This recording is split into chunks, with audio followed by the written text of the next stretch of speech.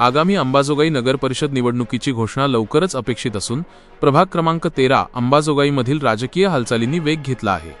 या प्रभागातील जागांसाठी करण्यात आलेल्या आरक्षणाने येथील लढतीची दिशा निश्चित केली आहे।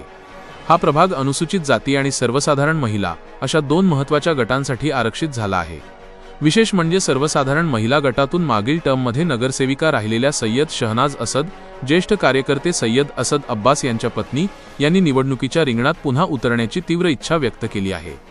माजी नगरसेविकेच्या कामाचा आणि पतीच्या निष्ठेचा आधार सय्यद शहनाज असद यांनी मागील निवडणुकीत राष्ट्रवादी काँग्रेस पार्टीच्या तिकिटावर विजय मिळवून नगरसेविका म्हणून आपला कार्यकाळ पूर्ण केला आहे। त्यांच्या 5 वर्षांच्या कार्यकाळात प्रभागात अनेक महत्त्वपूर्ण विकास कामे मार्गी लावण्यात आल्याचा दावा केला जात आहे। यामध्ये मूलभूत सुविधा, पाणी, रस्ते, गटारे आणि स्वच्छता यावर विशेष लक्ष केंद्रित करण्यात आले होते।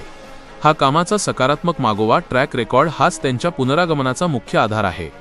दुसरीकडे त्यांचे पती सय्यद असद अब्बास हे पक्षाचे एक ज्येष्ठ, एकनिष्ठ आणि तळमळीचे कार्यकर्ते म्हणून ओळखले जातात। अनेक वर्षांपासून सक्रिय राजकारणात असलेल्या असद अब्बास यांच्या मार्गदर्शनाखालीच मागील टर्ममध्ये प्रभागात प्रभावीपणे काम झाले।